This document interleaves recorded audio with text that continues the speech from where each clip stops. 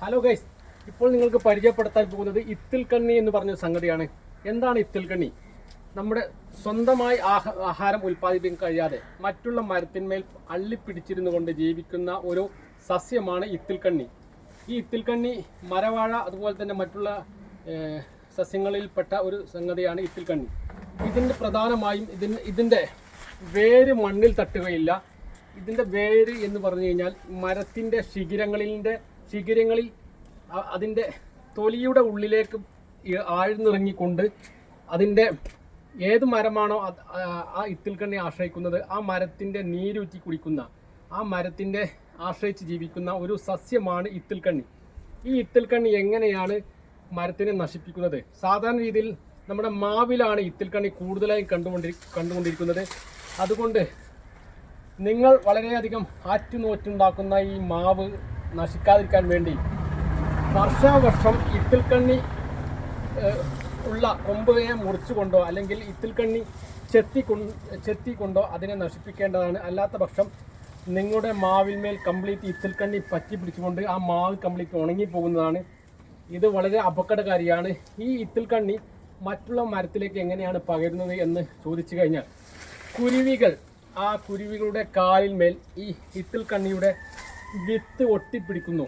അങ്ങനെ ഈ കുരുവി മറ്റുള്ള കൊമ്പിലേക്ക് പോകുമ്പോൾ ആ കൊമ്പിന്മേൽ ഇത്തിൽക്കണ്ണിയുടെ വിത്ത് പറ്റിപ്പിടിക്കുകയും അങ്ങനെയാണ് ഈ ഇത്തിൽക്കണ്ണി പകരുന്നത്.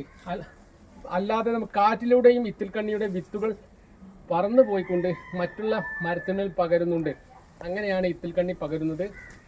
ഇതൊരു ഇത്തിൽക്കണ്ണി പടർന്നു പിടിച്ച ഒരു കൊമ്പാണ്. ഈ കൊമ്പിനെ വെട്ടിമാറ്റി മരത്തിനെ സംരക്ഷിച്ചു പോന്നു. ഇത്തിൽക്കണ്ണി പൂക്കുന്നത് വേനലിലാണ്. വളരെ കൂടുതൽ പൂക്കൾ ഇതിൽ ഉണ്ടാകും. ഇതിൻ്റെ വേര് നിങ്ങൾക്ക് സൂക്ഷിച്ച് കഴിഞ്ഞാൽ ഇതിൻ്റെ വേര് ആഴ്ന്ന് ഇറങ്ങിയത് കാണാം. ഇതാണ് ഇതിൻ്റെ വേര്.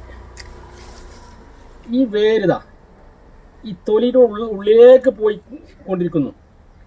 ഇതിൻ്റെ എത്രത്തോളം നിങ്ങൾക്ക് കാണാൻ പറ്റുമോ അത്രത്തോളം നിങ്ങൾ കണ്ടോളൂ. ഇതാണ് ഇതിൻ്റെ വേര്. വളരെ ഈ മാവിൻ്റെ തൊലിയുടെ ഉള്ളിലേക്ക് ആഴ്ന്നിറങ്ങിക്കൊണ്ടിരിക്കുകയാണ്. അപ്പോൾ ഇതാ ഒരു വേര് ഇവിടെ ആണെങ്കിൽ ഒരു വേര് ഇവിടെ. 1.5 സെൻറ്റിമീറ്റർ ഇടവിട്ട് അതിൻ്റെ വേരുകൾ വളരെ അള്ളിപ്പിടിച്ചുകൊണ്ട് ഈ മാവിൻ്റെ കംപ്ലീറ്റ് പോഷകാഹാരം ഊറ്റി കുടിച്ച് ജീവിക്കുന്ന ഒരു വസ്തുവാണ് ഇത്തിൽക്കണ്ണി. ഇതാണ് ഇത്തിൽക്കണ്ണി. ഇത് മണ്ണിൽ കുഴിച്ചിട്ട് കഴിഞ്ഞാൽ ഉണ്ടാവുകയില്ല.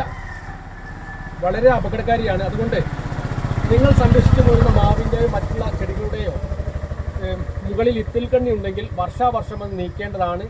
അതിനിപ്പോൾ പുതിയൊരു മെഡിസിൻ ഉണ്ട് എന്ന് പറഞ്ഞു കേട്ടു. അത് മെഡിസിൻ നിങ്ങൾ കൃഷിഭവനിൽ സമീപിച്ചു കഴിഞ്ഞാൽ ഒരു ഹോമിയോ മെഡിസിനും അതുപോലെ തന്നെ മറ്റുള്ള കീടനാശിനി ഉണ്ട് എന്ന് പറഞ്ഞു കേട്ടു. അത് എനിക്ക് വ്യക്തമായി അറിയില്ല.